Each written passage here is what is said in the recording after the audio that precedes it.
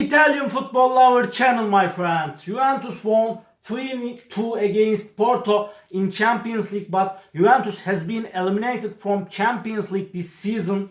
I want to talk about the tactics and analysis of this game. These two teams played in 4-4-2 formation in this game.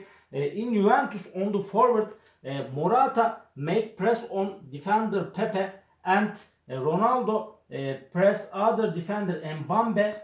And at the same time, in Juventus, on the midfield, Rabiot played 1-1 against Uribe, and Arthur made press on Sergio Oliveira on the midfield.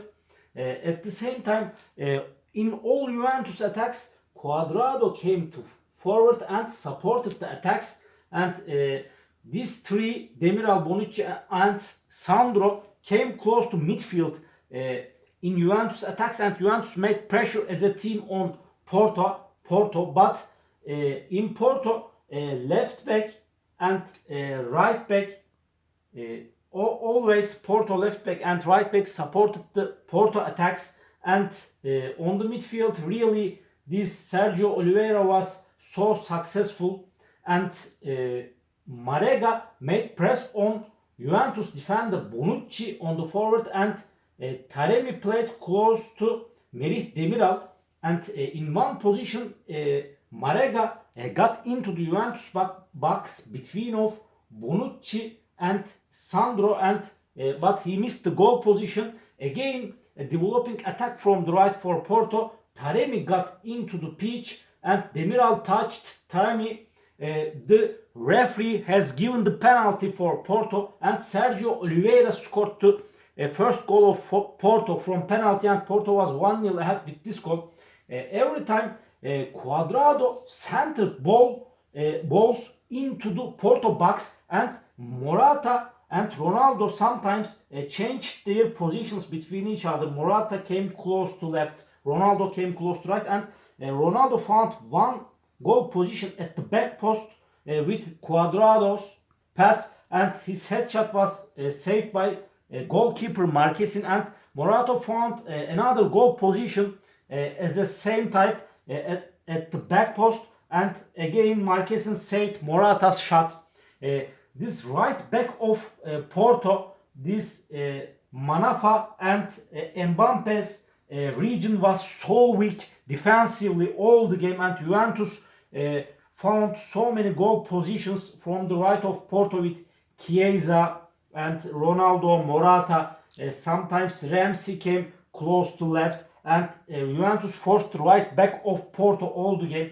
And the first half has been finished 1-0, and in the second half Juventus started the second half better. Every time Bonucci came close to midfield, and Bonucci tried to long range passes behind of Porto defense line, and one pass of Bonucci Porto defense line behind of these two defenders Manafe and Mbambe, Ronaldo met the ball in the box, and Manafe came close to Ronaldo in this position in the Porto box, and Chiesa stayed free on the left, and Chiesa's shot scored the goal. Juventus found the goal. The score was 1-1 with Federico Chiesa's goal. After Federico Chiesa found one more goal position, his runnings behind of Porto defense line was so dangerous in this game, and with Arthur's long range pass, but Chiesa missed a goal position.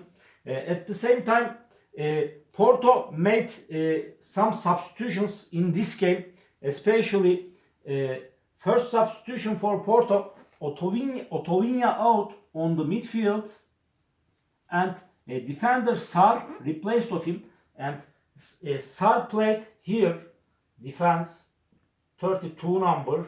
And second substitution for Porto, left back Sanasi out and Diaz replaced of him, and Diaz played on the left of the midfield here like this, but and Sar played on as a left back here like this.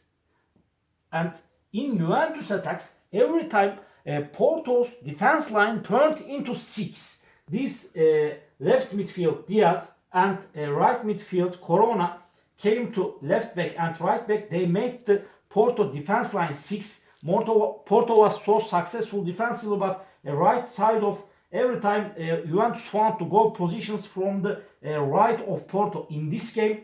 And first two substitutions for Juventus in this game, and Aaron Ramsey out and Weston McKennie in. McKennie played on the right after he got into the pitch. And second substitution, Bonucci out on the defense and De Ligt replace of him. De Ligt played center of the defense with Merih Demiral. And Juventus found the second goal with Chiesa. Again, Cuadrado brought the ball from the right and he centered the ball to the back post of Porto, and Chiesa's headshot. Chiesa jumped over right back Fanasi, Fanasi, and his headshot scored the goal at the back post. Again, same time, Juventus was 2-1 ahead with this goal against Porto. Really, right back Fanasi made so many mistakes on the defense, and Juventus was 2-1 ahead. Last other substitution for Porto, Sergio Conceição made another substitution on the midfield, and this midfield, Uribe out and Grujic in. Grujic played on the midfield, replaced of this midfielder Uribe, and Porto played for and Taremi saw red card in the second half. Excuse me, I forgot to talk about this. Taremi saw red card and he got out of the pitch. Porto played with 10 players. After these substitutions, Porto played 4-4-1 in Porto attacks, and Marega played as a central forward, just Marega, and 4-4-1. And in Juventus attacks, Porto defense line turned into 6 every time, and the game has been ended 2-1, and 30 minutes extra times has been played in this game. In the beginning of the extra times, Corona came close to left wing, and Diaz and Corona together forced the right back Cuadrado and Demiral, right back of Juventus, and Porto found one goal position in the beginning of the extra times, and Corona got into the penalty area of Juventus. He centered the ball. Marega's headshot was saved by Szczesny. Marega jumped over Sandro and his headshot saved by Szczesny. And later Porto made another substitutions on the midfield, on the this Marega out on the forward, and this player got into the pitch. 29 points. Tony Martinez, he played replace of Marega, and last two substitutions for Juventus, Chiesa out and Bernardeschi in. Bernardeschi played on the left of the midfield like this, Bernardeschi, and other substitution for Juventus, Arthur out and Kulusevski in. After this substitution, Kulusevski played on the right of the midfield here. Kulusevski played on the right of the midfield, and McKennie played on the center of the midfield together, Adrian Rabiot, and Kulusevski and Bernardeschi participated to Juventus attacks, and they forced to Porto defense line.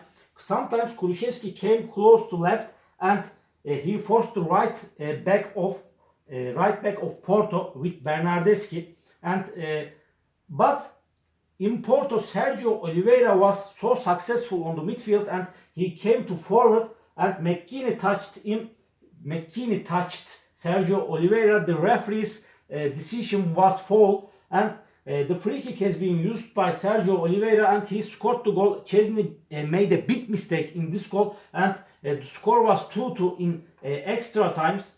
And last two substitution in Porto, Sergio Oliveira out and Loum in. Loum is a defensive midfielder. Loum replaced of him, and Corona out and Leite in. Leite is a central defender. And these five defenders played together and they made the defense line 5, Porto. But Juventus won one corner kick, and the corner kick has been used by Bernardeschi, and Rabiot scored the goal in Porto box. He jumped over the Porto defenders, between of Porto defenders, and scored the goal with his headshot. But anything has not been changed, and this season really Juventus has been eliminated from Champions League. It was so bad result for Juventus really and for Andrea Pirlo. All my analysis and all my comments like this about Juventus Porto game. You can subscribe to my channel, watch my videos. Please open up your notification rings, notification bells. You can write your suggestions and comments about this game. What do you think about this game tactically? Thank you very much. See you on my next videos, beautiful people. Bye!